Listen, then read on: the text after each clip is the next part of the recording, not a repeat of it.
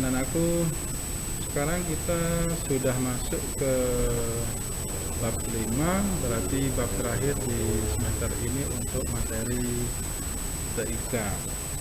Untuk bab 5, topiknya adalah layanan dalam internet. Layanan dalam internet meliputi ada World Wide Web, kemudian ada email yang akan kita bahas, kemudian ada IRC atau Internet Relay Chat, kemudian ada layanan blog, kemudian ada search engine, yang terakhir ada layanan-layanan lainnya yang meliputi e-commerce, kemudian ada e-banking, ada e-learning, kemudian ada e-government, yang terakhir ada mailing list. Lanjut ke pembahasan. Untuk standar kompetensinya di semester 1 untuk TIK yaitu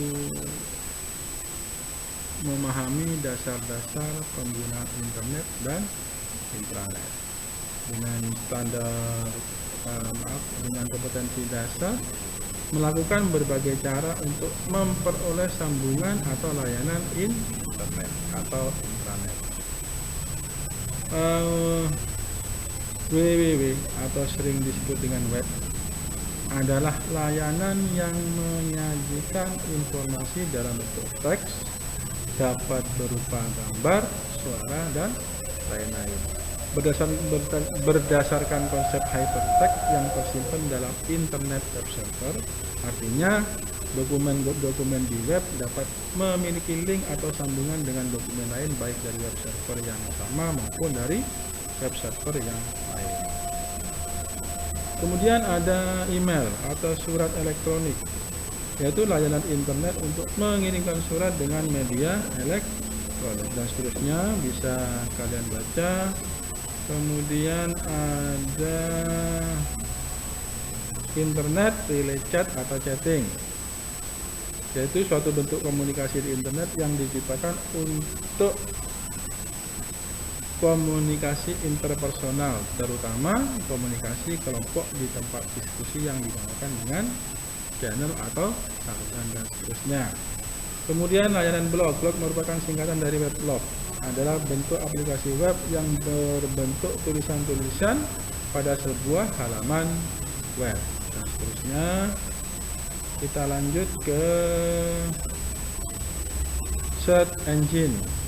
Mesin pencari web atau mesin telusur web, dalam bahasa Inggris disebut dengan search engine, adalah program komputer yang dirancang untuk melakukan pencarian atas berkas-berkas dan seterusnya. Bisa kalian baca, ini sumbernya, literaturnya.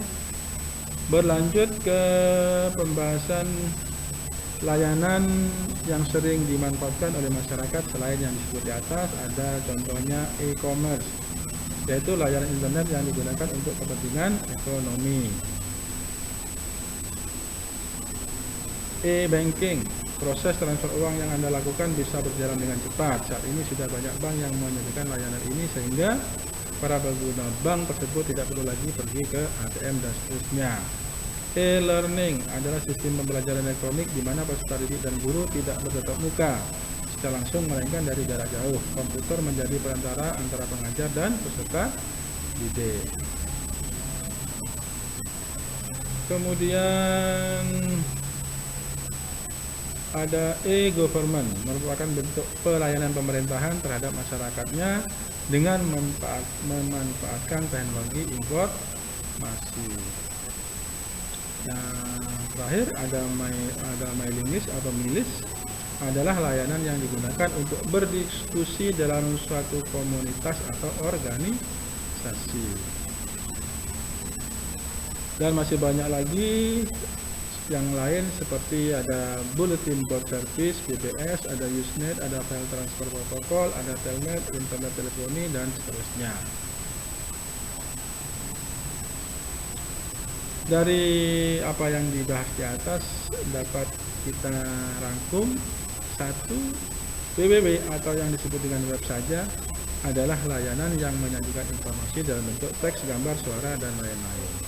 Kemudian ada email, yaitu layanan internet untuk mengirimkan surat dengan media elektronik. Ada IRC, yaitu suatu bentuk komunikasi di internet yang diciptakan untuk komunikasi interpersonal, terutama komunikasi kelompok di tempat diskusi yang dinamakan dengan channel atau saluran. Kemudian ada blog. Blog merupakan singkatan dari weblog, adalah bentuk aplikasi web yang berbentuk tulisan-tulisan dan seterusnya pada sebuah halaman web. Kemudian yang terakhir, mesin pencari web atau mesin telusur atau dalam bahasa Inggris disebut dengan search engine adalah program komputer yang dirancang untuk melakukan pencarian atas berkas-berkas. Ada tugas untuk anak-anak, yaitu tugas portofolio. Pertama,